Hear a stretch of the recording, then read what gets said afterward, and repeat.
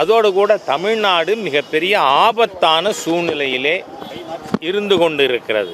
ஏன்னு சொன்னால் 4 நாளைக்கு முன்னாடி வைரமுத்துங்கிற ஒரு தீய சக்தி, சமூக விரோதி எம்பெருமான் ராமனை பற்றி இழிவாக பேசியிருக்கிறான்.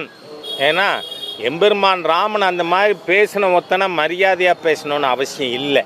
அது யாரும் எதிர்பார்க்க முடியாது. காரணம் என்ன? இந்த நாடே ராமன் நாடு. இந்த மனநோயாளி வைரமுத்துவுக்கு நான் சொல்ல விரும்புகிறேன், கான்ஸ்டியூஷனோட மேன்யூஸ்கிரிப்ட் இருக்குது, கையால் எழுதப்பட்ட அரசியல் சட்டம். அதனுடைய முதல் பக்கத்தில் என்ன இருக்குது? யார் இருக்கார்? மரியாதா புருஷோத்தம் எம்பெருமான் ராமன் படம் தான் இந்தியன் கான்ஸ்டியூஷனில். இப்போயும் நம்ம பார்லிமெண்ட்டுக்கு போகலாம், பார்லிமெண்ட்டில் டேபிளில் பார்க்கலாம். ராமன் படம் தான் கான்ஸ்டியூஷனோட முதல் பக்கத்தில் இருக்குது. ஆனால் இந்த வைரமுத்து எம்பெருமான் ராமனை மனநோயாளின்னு பேசியிருக்கான். எனக்கு புரியுது. ஏன்னா எல்லா இந்த திராவிடியன் ஸ்டாக்கும் ராமனை கண்டா அவங்களுக்கு என்ன 69-70 ஈவேரா யார் படத்தை செருப்பு மாலை போட்டு செருப்பால் அடித்து ஊர்வலம் பண்ணார்? ராமன் படத்தை.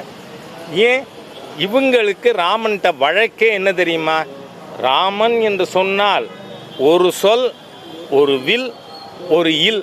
அந்த ஒரு இல்லில் இவங்களுக்கு வழக்கு பாக்கியா வரப்பு தரார். எவனா ஒரு புண்டாட்டியோடு இருந்தால் தானே ஒன்றில். இப்போ இந்த ஸ்ரீபெரும்புதூர் இருக்குது. ஸ்ரீபெரும்புதூரில் எம்பி யார்? டிஆர் பாலு.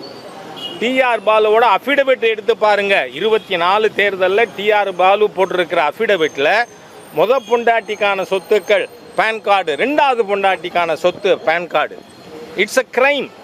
இப்போ இந்த பாரத தேசத்தில் அந்த இருக்கிற அனாமலி இருக்கக்கூடாதுன்னு சொல்கிறோம். ஏன்னா ஒரு மதத்தை சேர்ந்தவன் 4 கல்யாணம் பண்ணிக்கலாம், இன்னொரு மதத்தை சேர்ந்தவன் 2வது பண்ணிண்டா குற்றம் அப்படின்னு இருக்கிறது. It's an anomaly. It has to be removed. அது பொது சிவில் சட்டம் வரும்பொழுது ரிமூவ் பண்ணிடலாம். ஆனால் இந்த வைரமுத்து யார்? மீ டூ குற்றவாளி.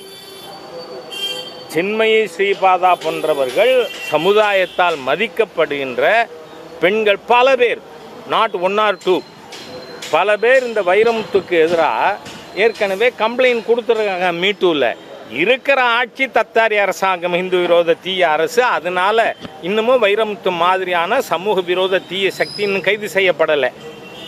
அதுக்காக வைரமுத்து தப்பு பண்ணாதவன் இல்லை. ஆகவே எம்பெருமான் ராமனை எனக்கு பெரிய வருத்தமே ஜெகத் ரட்சகன் போன்றவர்கள். உங்களுக்கு பெருமாள் பக்தி இருக்கான்னு கேட்குறேன் நான். ஜெகத் ரட்சகனுக்கு அந்த இடத்துல யூ ஷுட் அப்ஜெக்டட். நிறுத்துறா, எம்பெருமான் ராமனை பேசக்கூடாது. இல்லைன்னா இவர் என்ன வைஷ்ணவர்? இவர் என்ன பெருமாள் பக்தி இருக்கிறவர்?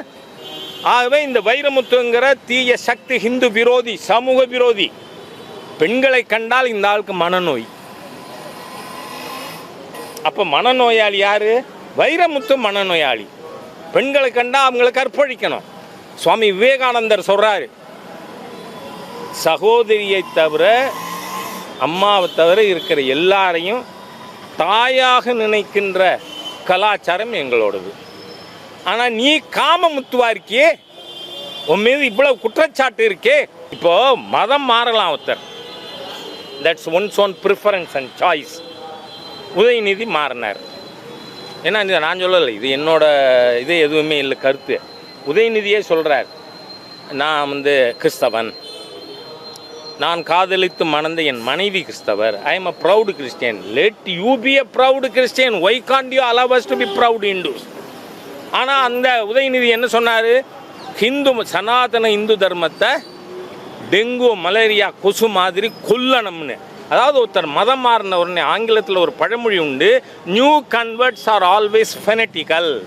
புதிதாக மதம் மாறுறவன் மத வெறியோடு இருக்கான்னு. அந்த மாதிரி தான் வைரமுத்துக்கு ரிலேட்டிவே என்கிட்ட சொல்கிறாங்க, அண்ணன் நல்லா தான் இருந்தார், மதம் மாறினதுக்கப்புறம் இப்படி மாறிட்டாருன்னு. அதனால் நான் சொல்கிறேன், எப்படி உங்களுக்கு உங்கள் கடவுள், நான் கேட்குறேன், உங்கள் கிறிஸ்தவ நம்பிக்கையை காயப்படுத்த இந்த வைரமுத்துக்கு முதுகல் உண்டா? இஸ்லாமிய இதை நம்பிக்கைகளை காயப்படுத்துவியா? ஹிந்து நம்பிக்கை எப்படிடா பண்ணுவேன்னு கேட்குறேன் நான். எப்படிடா பண்ணுவேன்? எவ்வளோ பெரிய அயோக்கியம்.